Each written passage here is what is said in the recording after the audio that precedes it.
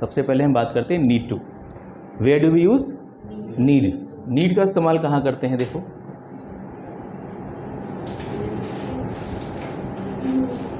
Need का use किया जाता है जब हम कोई काम या कोई भी चीज़ की ज़रूरत होती है हमें, या किसी काम को करने की ज़रूरत होती है।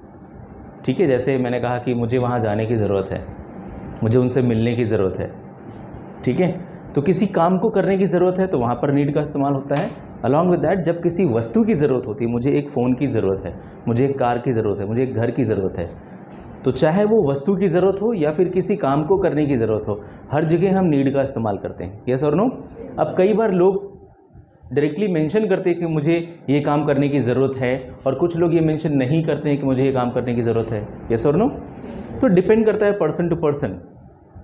फाइन। एग्जाम्पल लाइक मुझे कार खरीदनी है, सम पीपल से मुझे कार खरीदनी है। अब इसमें ज़रूरत है तभी तो खरीदनी है ना? ज़रूरत है तभी हमें खरीदनी है। तो कोई कहेगा मुझे कार खरीदनी है, ठीक है, और कोई कहेगा कि मुझे कार खरीदने की ज़रूरत है। यस और no? Depends on person to person. So what we do here, C,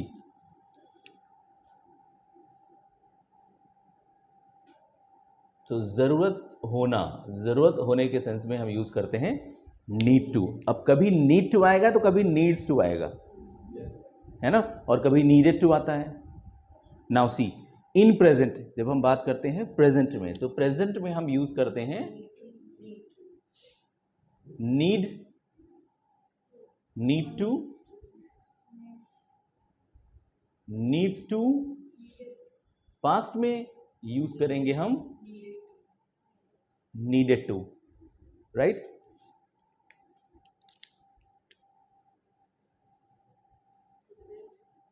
this is used in present and this is used in past.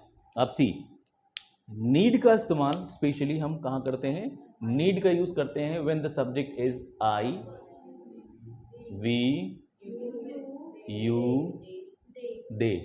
तो आई, वी, यू, दे के साथ हम नीड लगाते हैं, और very good, he, she, it के साथ हम नीड्स यूज करते हैं। ठीक है, नीडेड का इस्तेमाल हर जगह किया जाता है with all subjects, right? So this way need to का जो फॉर्मूला बनता है that is very simple. Needs to से पहले सब्जेक्ट है ना? नीड टू से पहले सब्जेक्ट है plus need to and then verb first form and then object. Clear? Same, subject needs to plus verb की फर्स्ट फॉर्म, ऑब्जेक्ट पास्ट में, subject and then needed to plus verb first form and then object. Clear? So the sentence example like if I say कि मुझे एक car खरीदने की जरूरत है। हाँ, मुझे एक कार खरीदने की जरूरत है। अब सम पीपल से मुझे कार खरीदने की जरूरत है, कोई कहेगा मुझे कार खरीदनी है ना? जरूरत इसमें भी है लेकिन जरूरत वर्ड हिडन है, पर इंग्लिश में हम नीड का इस्तेमाल करेंगे। तो मुझे एक कार खरीदने की जरूरत है, या फिर मुझे एक कार खरीदनी है, मुझे एक कार खरीदनी है। फाइन, दोनों को ही ट्रांसलेट करेंगे। किसे खरीदनी है? किसे खरीदनी है? मुझे खरीदनी है, यानी कि आई।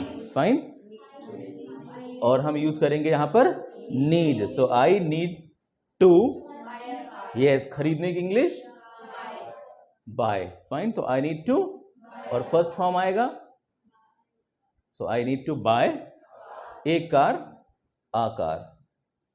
Fine, I need to buy a car. If you talk about third person कि उसे कार खरीदने की जरूरत है या उसे कार खरीदनी है,